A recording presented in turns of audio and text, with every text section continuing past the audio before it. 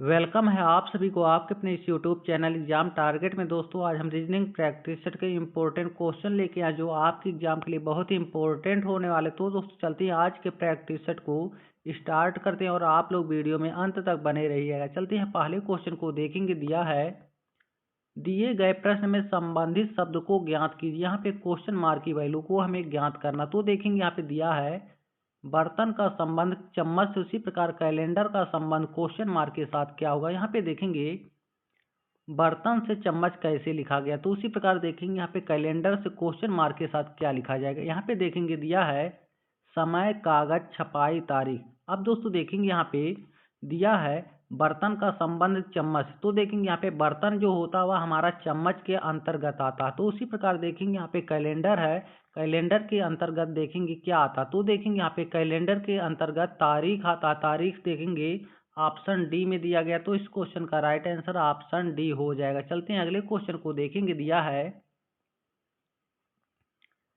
P Q की बहन है, आर पी का पिता है और यस आर की माँ है, तो यस क्यू से किस प्रकार से संबंधित है। देखेंगे यहाँ पे कह रहा है पी क्यू की बहन। अब दोस्तों यहाँ पे देखेंगे यहाँ पे पी है, पी क्यू की बहन है, इस प्रकार से हम लिख लेंगे। उसके बाद देखेंगे यहाँ पे कह रहा है कि आर पी का पिता। अब दोस्तों यहाँ पे आर कोई है, आर जो है पी का पिता है, पी का पिता। अब आगे देखेंगे यहाँ पे कह रहा है यस जो है आर की माँ है, यस जो है दोस्तों यहाँ पे यस लिखेंगे, यस जो है आर की माँ है। अब देखेंगे यहाँ पे कह रहा है यस क्यू से किस प्रकार से संबंधित है। यहाँ पे देखेंगे दोस्तों क्यू और यहाँ पे यस है, दोनों का संबंध हमें ज्ञात करना। तो देखेंगे यहाँ पे दोस्तों यस देखेंगे, यस दोस्तों देखेंगे यहाँ पे तीसरी पीढ़ी में और यहाँ पे क्यू दिया गया। तो देखेंगे यहाँ पे यस क्यू का संबंध क्या होगा। तो देखेंगे यहाँ पे यस जो है स्त्री है और यहाँ पे क्यू दोस्तों लड़का है। तो देखेंगे यहाँ पे दादी का संबंध हो जाएगा। दोस्तों क्यू जो है यस को दादी कहकर बुलाएगा, तो ऑप्शन ए में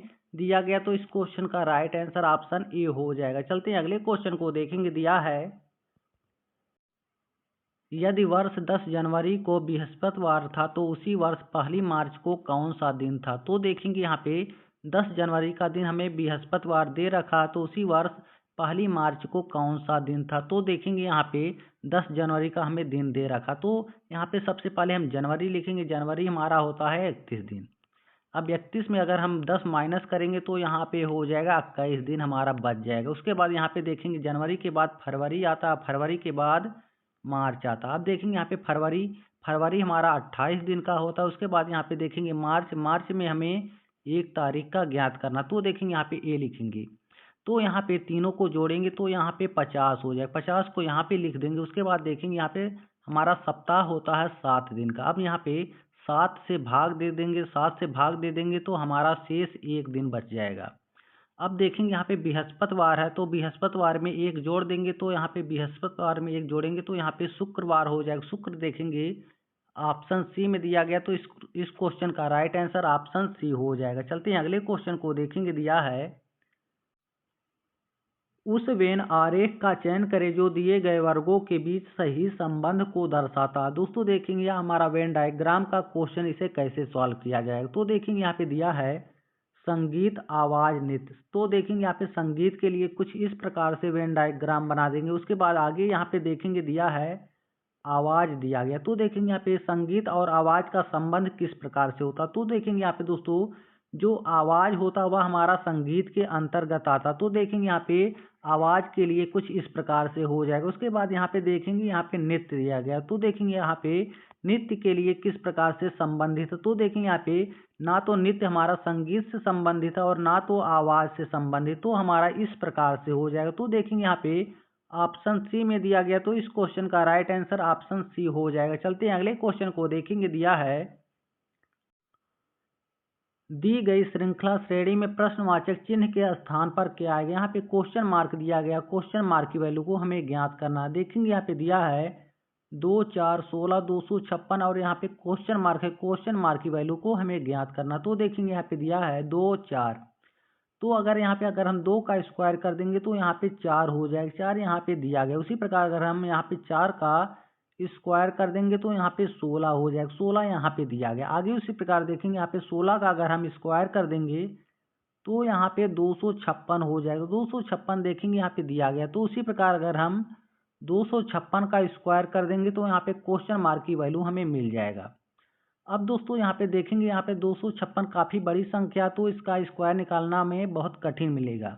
तो यहाँ पे देखेंगे, यहाँ पे 256 है, अगर हम 256 में 256 से गुणा कर देंगे तो यहाँ पे क्वेश्चन मार्क की वैल्यू हमें मिल जाएगा। अब देखेंगे यहाँ पे 6 है, अगर 6 में 6 से गुणा करेंगे तो यहाँ पे 36 हो जाएगा। 36 यहाँ पे, तो हमारा यहाँ पे 6 लिखा जाएगा। अब दोस्तों देखेंगे यहाँ पे लास्ट वाली संख्या देखेंगे, यहाँ पे 6 दिया गया, तो इस क्वेश्चन का राइट आंसर ऑप्शन सी हो जाएगा। दोस्तों इस क्वेश्चन का राइट आंसर ऑप्शन सी हो जाएगा। चलते हैं अगले क्वेश्चन को देखेंगे। दिया है, नीचे दिए गए विकल्पों में से संबंधित संख्या को चुनिए। यहाँ पे क्वेश्चन मार्क की वैल्यू को हमें ज्ञात करना। तो देखेंगे यहाँ पे 7 से 42 कैसे लिखा गया, उसी प्रकार देखेंगे यहाँ पे 9 से 72 कैसे लिखा गया। तो उसी प्रकार देखेंगे यहाँ पे 11 से क्वेश्चन मार्क के साथ क्या लिखा जाएगा। यहाँ पे देखेंगे, यहाँ पे 7 है, 7 में अगर दोस्तों हम यहाँ पे 6 से गुणा कर देंगे तो यहाँ पे 42 हो जाएगा। यहाँ पे 42 दिया गया। उसी प्रकार देखेंगे यहाँ पे 9 है, अगर हम 9 में 8 से गुणा कर देंगे तो यहाँ पे 72 हो जाएगा। 72 यहाँ पे दिया गया। उसी प्रकार यहाँ पे देखेंगे, यहाँ पे 11 है,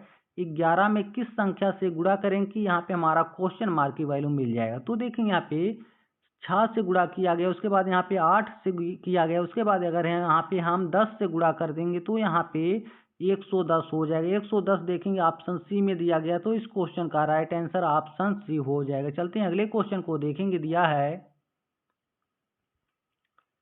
नीचे दिए गए श्रृंखला श्रेणी में प्रश्नवाचक चिन्ह के स्थान पर कौन सी संख्या आएगी। यहाँ पे क्वेश्चन मार्क की वैल्यू को हमें ज्ञात करना। तो देखेंगे यहाँ पे दिया है 22, 23, 26, 27, 30, 31 और यहाँ पे क्वेश्चन मार्क की संख्या को हमें ज्ञात करना। तो देखेंगे यहाँ पे दिया है 22, अगर हम 22 में 1 जोड़ देंगे तो यहाँ पे 23 हो जाएगा। 23 यहाँ पे दिया गया। उसी प्रकार देखेंगे यहाँ पे 23 है और यहाँ पे 26 है, अगर हम 23 में 3 जोड़ेंगे तो यहाँ पे 26 हो जाएगा। उसी प्रकार देखेंगे यहाँ पे 26 है और यहाँ पे 27 है, अगर हम 26 में 1 जोड़ेंगे तो यहाँ पे 27 हो जाएगा। चलते हैं देखेंगे, आगे देखेंगे यहाँ पे 27, अगर 27 में 3 जोड़ेंगे तो यहाँ पे 30 हो जाएगा। उसी प्रकार यहाँ पे 30 में अगर हम 1 जोड़ेंगे तो यहाँ पे 31 हो जाएगा। अब दोस्तों देखेंगे यहाँ पे 31 में कौन सी संख्या जोड़े कि यहाँ पे हमारा क्वेश्चन मार्क की वैल्यू प्राप्त हो जाए। तो देखेंगे यहाँ पे 1 जोड़ा गया, उसके बाद 3, फिर 1, फिर 3, फिर 1। अब दोस्तों यहाँ पे अगर हम 3 जोड़ेंगे तो यहाँ पे हमारा क्वेश्चन मार्क की